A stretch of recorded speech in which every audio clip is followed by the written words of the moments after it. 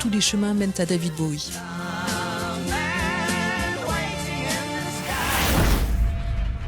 Alors Philippe, tu nous emmènes en voyage. Pourquoi le train? Pourquoi on est là? Je voulais conduire les trains, donc très jeune, j'ai fait des études pour pouvoir conduire les trains. Mais parallèlement à ça, j'écoutais de la musique et j'avais découvert à la radio, dans une émission de José Arthur, le Pop Club, David Bowie.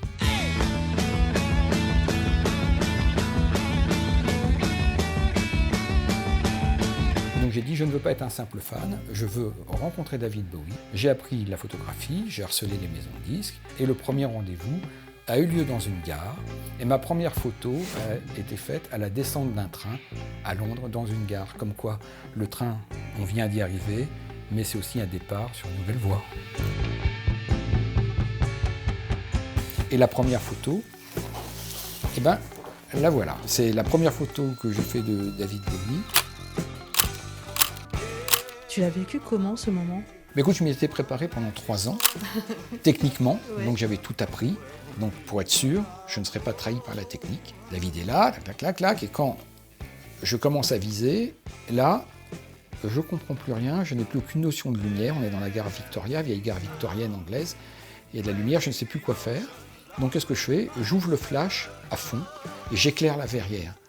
Et donc, quand on développe le film, la photo, c'est comme on dit, c'est cramé, c'est tout noir. Il a fallu faire des internégatifs pour retrouver quelque chose, d'où le grain, la texture qu'on voit sur la photo, c'est les grains successifs si tu veux, des films qui ont servi à faire l'internégatif.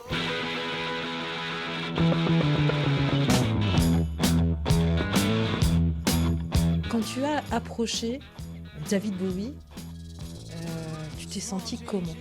On ne mélange pas, chacun à sa place. Il est l'artiste et je suis le technicien. Oui. Et ça, c'était la règle. Donc, j'étais arrivé à ce que je voulais, j'en étais content, je me suis dit, j'ai de la chance. Et donc, ça me convenait, donc je suis resté, en tant que journaliste, un observateur. Qu'est-ce qui t'a plu, toi, chez David Bowie? D'une part, la musique, le personnage, parce que dans la France des années 70, qui était quand même assez grise, voir arriver... cet homme en couleur, en paillettes, mais pas que lui, Iggy Pop, Lou Reed, tous les autres. Même traverser la Manche et aller en Angleterre, c'était quelque chose, c'était un voyage, même si c'était à côté. Voilà alors aussi encore une autre photo de David Bowie, un portrait. Oui, elle est très connue, et c'est toi qui l'as faite. Mais oui. Alors pourquoi la moitié du visage? Parce que David Bowie disait toujours, j'ai la moitié de mon cerveau qui fonctionne, l'autre qui est complètement morte.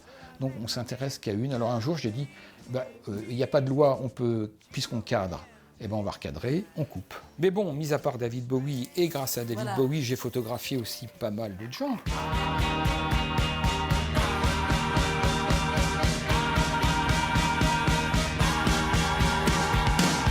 Alors Philippe, moi j'aimerais savoir combien tu as pris de photos depuis le début? Pris de photos, environ 50-60 000. Donc ces photos, on les retrouve dans des livres, des expos.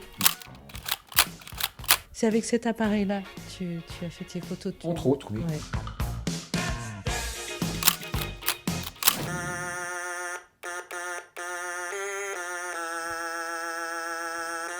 Alors le stylophone, qu'est-ce que c'est? C'est un stylet et des notes. Et voilà comment David Bowie a composé Space Oddity.